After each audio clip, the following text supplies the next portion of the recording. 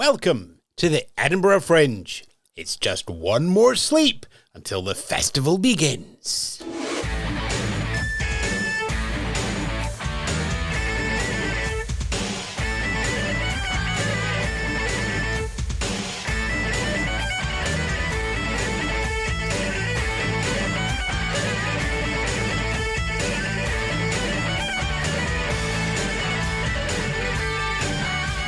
Yes, good afternoon, good morning, good evening, wherever you are. A little quibble in my voice. Yes, the Fringe is almost here. Maybe it's already here. Maybe it's going to take a few more days to get here. All of that coming up in our final preview of the Fringe.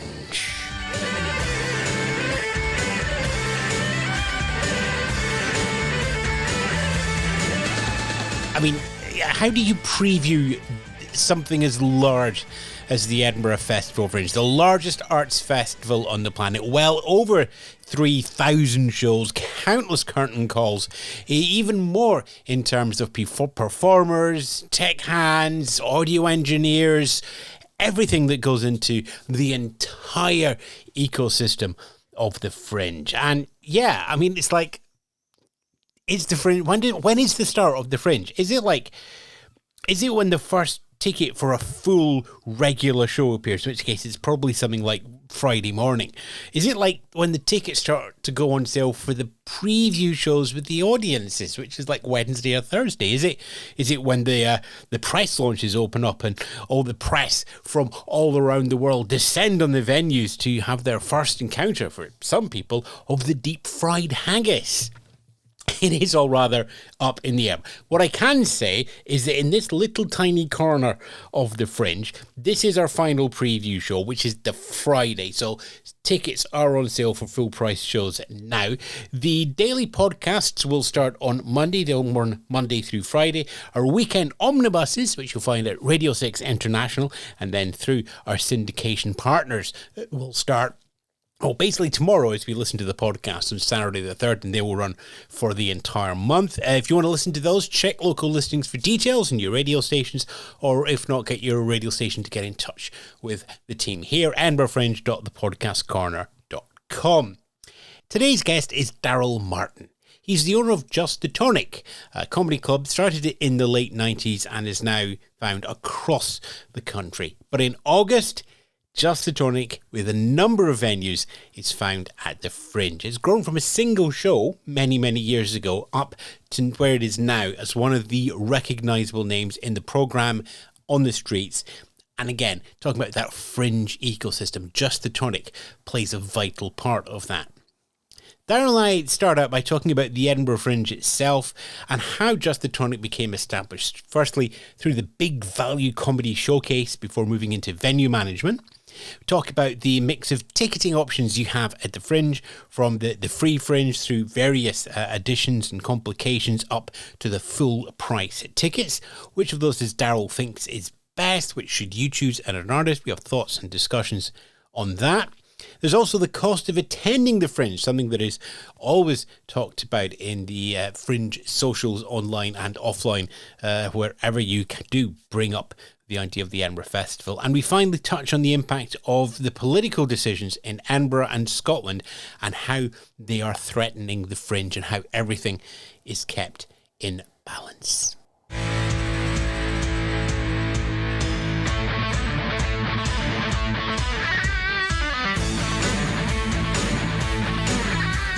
Joining me now on the Edinburgh Fringe show, Darrell Martin joins us now. You are one of the people behind one of the larger venues at the Fringe, Just The Tonic. How many venues have you got this year?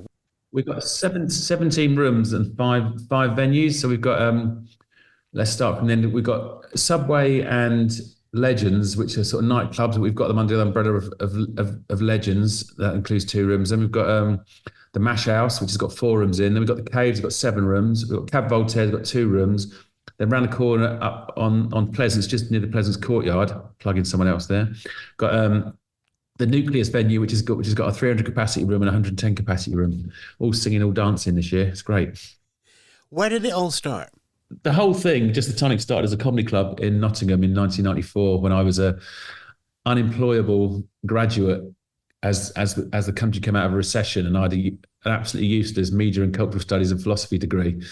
Kind of wish I stuck with engineering, to be honest. But anyway, so yeah, I was unemployable, and I've been into comedy since I was a little kid. So my memories are always that my friends have always been funny people, and I've always been interested in funny stuff. I was going to stand-up comedy in the sort of late 80s, early 90s at university, when no one else was going to go into things. And then I moved to Nottingham with a mate, and we started a theatre company, which failed abysmally. And I went off abroad teaching English for a year, and came back with the handsome sum of this how business clueless I was. I had £300, and I was going to start a business. I came back from Barcelona to start this comedy club, and that's what I did. The fact that I couldn't believe, once I started making it work, it was losing money. I was living in a squat when it started, and I was doing some teaching, and all of my money was just going into this loss-making venture. But I just loved it. And I was kind of meeting these comedians and just having these great nights on a Sunday, every Sunday night. And after it was literally 3 months in, it turned a corner. And after paying all the acts, so you've got to remember, I wasn't considering any other costs. It's just the acts on the night. It wasn't me making any money or paying anything else. There was no business to it. I had £10 left, and I just went, hey, I made a tenner, and I've got around. Once I turned that corner, I wasn't losing money every single week. I thought, I don't want to do anything different. I found something that I actually love.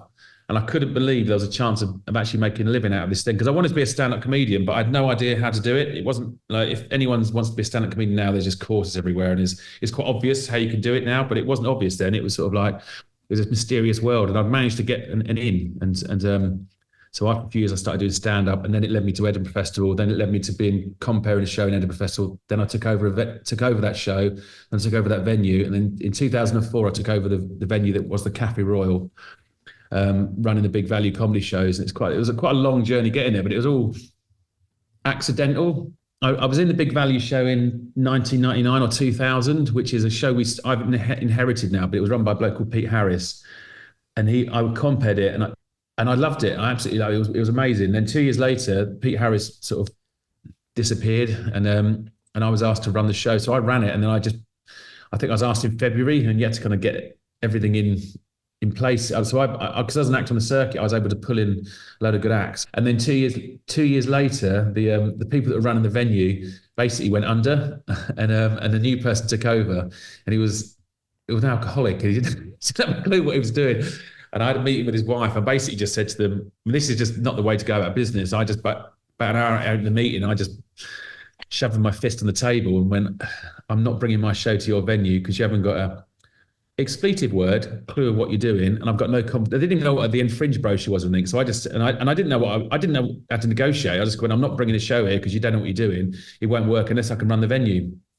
I just stormed out the meeting, and then her husband rang me up the next day, who'd reportedly been ill that day, but actually it turned out he had a monstrous hangover because he was an alcoholic.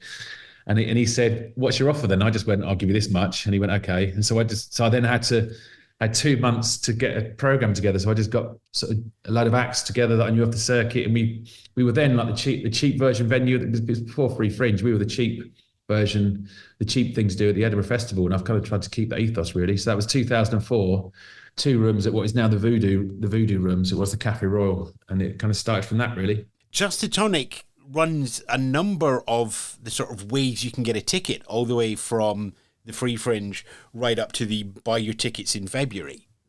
Talk us through the decision behind that to keep it that wide.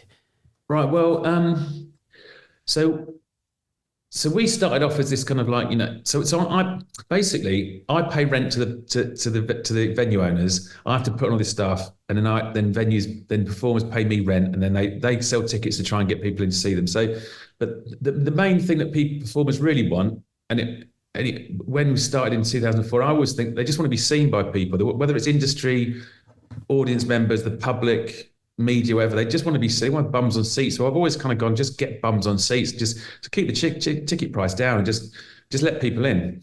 So my method of promoting in the early days, sort of, so when I was having Josie Long, Will Hodgson, Pappy's Fun Club, would just go out, give you tickets away, get an audience in, get word of mouth talking, get people talking about you. That's the best publicity. Don't waste money on massive posters, big advertising campaigns, because people just walk past. Those big posters, wallpaper. The best thing is if you're sitting in the pub and there's 10 people sitting around a table and you go, I saw this great show earlier, Anyway, so to get those people in, you have to keep the ticket. You want to attract people in. You don't have like 17 quid tickets for a nobody person that no one's heard of. So anyway, so with that ethos, you kind of move forward a few years down the line, and then someone starts the £5 fringe, and that's a cheap ticket thing. But that's sort of, that's one of those things. Inflation's going to eat that, isn't it? And £5 soon becomes £2 equivalent. Anyway, that disappeared.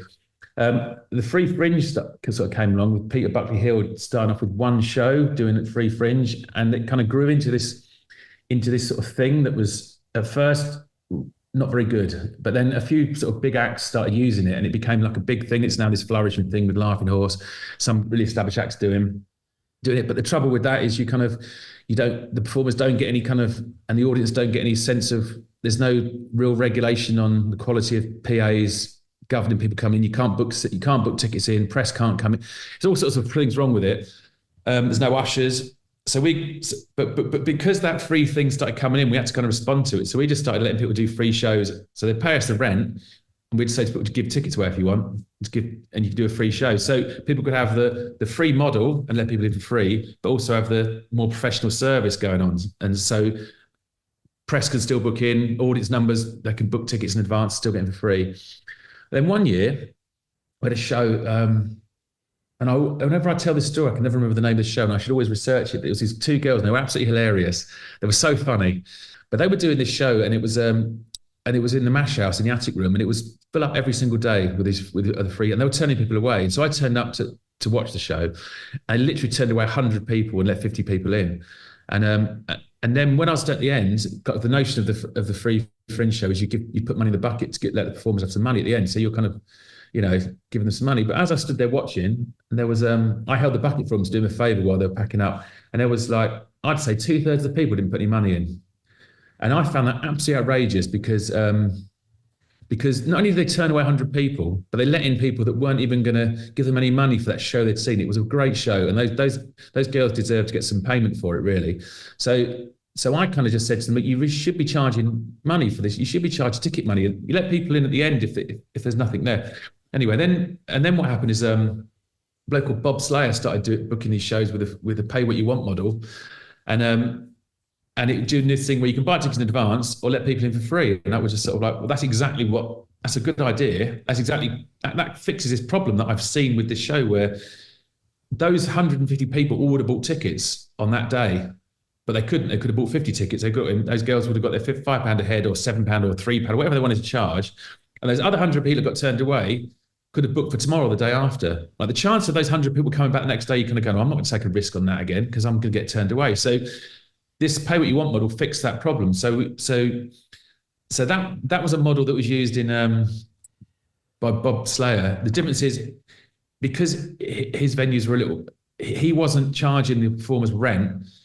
And I was, because I'm paying rent to the venues, putting all this PA and stuff in. So my model, the performers still pay some rent, but they charge tickets with the pay what you want. And so it's basically a blend of full ticketed. If a show sells out, they sell out. There's no ticket. There's no getting free on the night. But you can buy tickets guaranteed to get in. But then you can as an audience member, you can turn up and kind of get in for free if you want, and then contribute some money at the end of the show. So it sort of fixes the problem. So some of our shows are all just pure ticketed. Some are pay what you want, and some just do the free model. But I always sort of say there's no point doing that. You might as well give the option to buy a ticket, because there are people in June looking through the Fringe program who might just go, I'll buy a ticket for that. Whereas if it's the free thing, they're gonna flick past, forget about it. It's pointless doing that free thing if you can do pay what you want, I think. The Fringe and money has a challenging relationship, and that has become true over the last 2-3 years. Since COVID, there's been much more focus and discussion around costs, income, outgoings. Just as a venue, how has the last 2-3 years been for you post-COVID? 2022 was awful, but that was because I think everyone thought that we were over COVID, but that was everyone being optimistic. And actually, the public, a lot of them were still nervous about going out. You got to remember, it's really hard to remember because we were going in and out so many lockdowns, and it was so up and down, wasn't it? And we kind of thought, it's over. No, it's not. It's over. No, it's not. And 2022 was that bit where we thought it was over. Is it? Isn't it? And there was still fear about it. But also, a lot of the venues had, when people had booked in for 2020, a lot of the venues had kept their deposits from performers, so they were kind of locked in. Well, I gave all my money back, and I'm not trying to say I was a saint. My reasoning was, if I go bankrupt, I don't want to take away all these people's money with me, because I didn't know what was going to happen. In March 2020, I didn't know what the future was going to be like. So as soon as it got cancelled, I went, here's everyone's money back. And I didn't even think about rolling over to 2 years' time, because I didn't know if I was going to still be here. So I just gave it, because it's all just, I'm always dealing with individuals, and it was individuals' money. And it was also money they could probably do with themselves rather than being sat in my bank account. And I knew, just think, if I had all these deposits in 2020, I'm going to spend it, aren't I? You know, so if I give it back, I'm not going to spend it. I have to live within my means. So I gave it all back, and so I didn't have anyone locked in. But a lot of venues, people were locked in.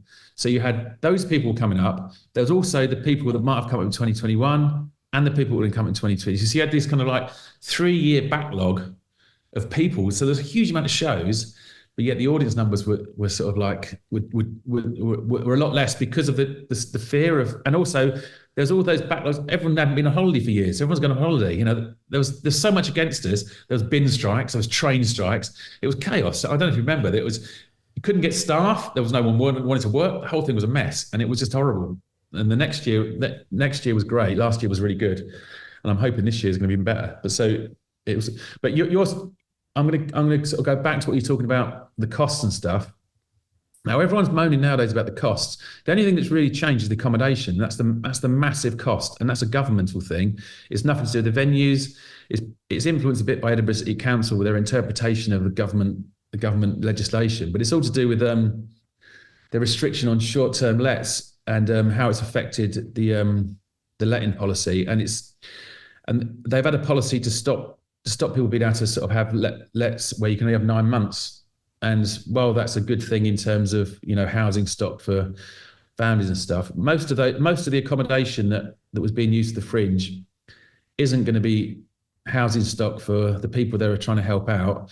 And the most effective thing is all the student accommodations. They've got hundreds and hundreds and thousands of student flats that are across Edinburgh that were always freed up and for 3 months in the summer, and sort of landlords were able to advertise them in February and say that this is what we get. So you can all book everything in. But now students don't have to get out in June, so they can just sort of leave things hanging on, and they can just tell the landlord they're going to get out in June. It's going to come out in July. So the landlords have got no notion of what's available. So they're just charging students for 12 months. They're just sort of going, well, you're going to have to pay for it. So even if they get out, the students have got to get into another flat to secure that flat. So that 2.5 month window when there was flats available that helped create the ecosystem that create all the festivals in Edinburgh has been smashed by the government, because they've got no notion of the bigger picture of what they're doing. And those houses will not go into any stock apart from student stock. So all this student accommodation that would have been used has been taken out, and hasn't had the effect that they wanted to have in terms of housing for people in Edinburgh. So it's almost shot themselves in the foot, really frustrating. And the clampdown on Airbnbs and stuff, that's a different story. But the main thing for me is this student accommodation. In terms of you talking with artists and seeing who will come up to the Fringe, how many artists do you think have made a conscious decision not to because of the accommodation? How much of an impact has it on the artistic population? Well, I know there's some that haven't come up, and I won't say names, but there's a few that's gone not going because of accommodation.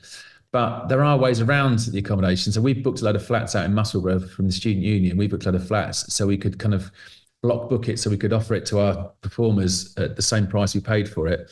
So we've kind of kept that price down. It just means people having to go backwards and forwards. But there's definitely some. Last year, there was more because we'd have people booking in, and then when they realised the cost of accommodation sort of dropping out. But this year, that hasn't really happened with us. And I think that might be because we sort of took the risk of we've booked at, I don't know, 20 flats or something. So we risked a bit of money, but to help the overall picture. But people always find a way, don't they? You know, and it's, the Ed Fringe's got an ecosystem, and the accommodation is part of that ecosystem, and the venues are part of the ecosystem, the performers are part of it, the Ed Fringe is a part of it, the local restaurants, everything's a part of the ecosystem.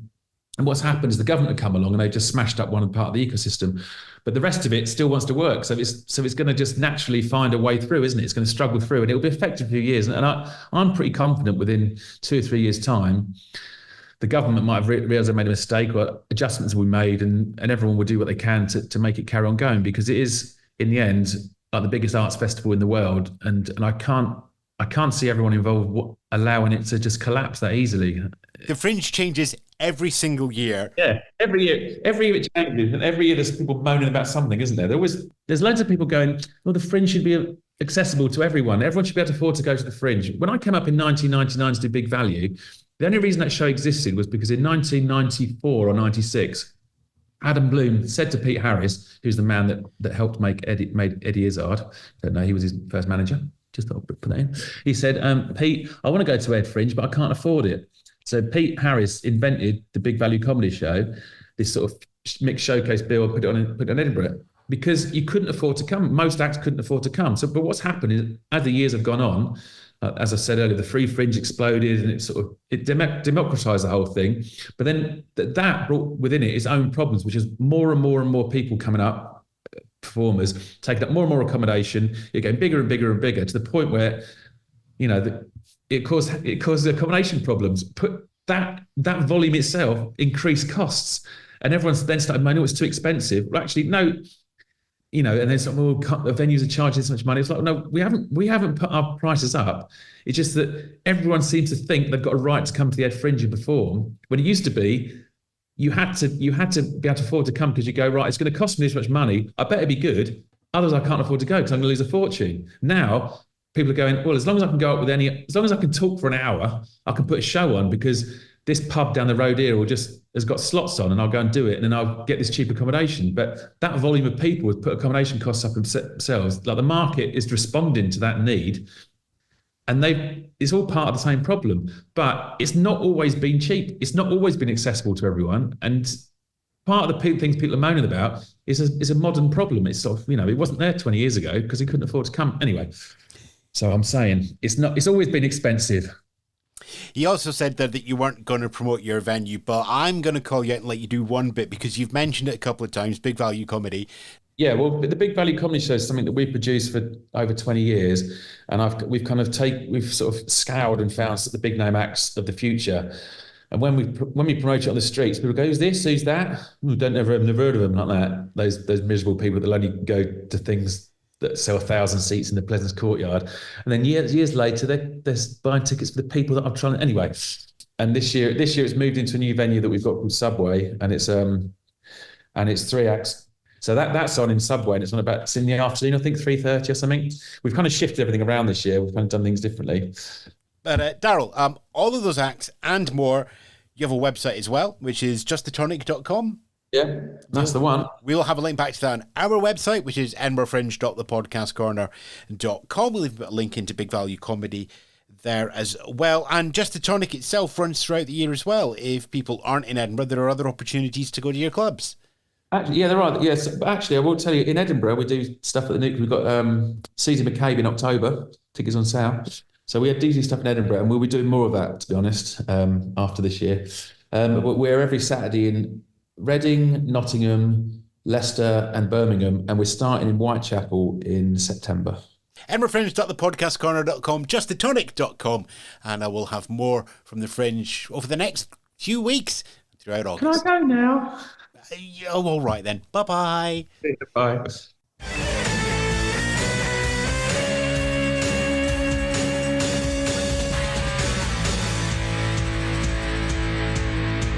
Darrell Martin there, owner of Just The Tonic, sometime compare, and someone who has many, many thoughts on how the Fringe is run.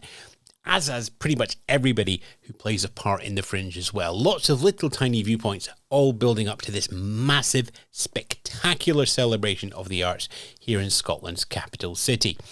Just The Tonic itself, of course, is a huge business with untold pressures throughout August, and of course with the planning beforehand and the mop-up after. But hopefully that interview has just given you a bit of an idea of what goes on backstage. And all the shows that we've discussed there and more, you'll find links to them at justthetonic.com. And you'll find that link, if you need it again, at our website, as always, edinburghfringe.thepodcastcorner.com. What comes up next? Well, this was our final preview. It's not the final press previews. We're going to have a couple of them on Saturday morning, and that will give me a massive list of people, of shows, of performers, of magic, of dance, of jokes, and all of that and more to work through. That's going to help us populate the daily shows, which start from Monday, August the 5th, run through Monday through Friday for the 3 full weeks of the Fringe. We also have our omnibus editions on Radio 6 International and through the syndication partners from there. They start tomorrow, as this podcast goes out, Saturday the 3rd of August, and there'll be 4 omnibus editions throughout August every Saturday. And that's pretty much it. Get ready. The Fringe is here. Here we go once more. Hold on. Enjoy. And if you're very good, we'll bring back the rule of 3 on Monday. If you've been around the block, you know what that is. If not, come back. All will be revealed as I give you just a little taste of August in Edinburgh.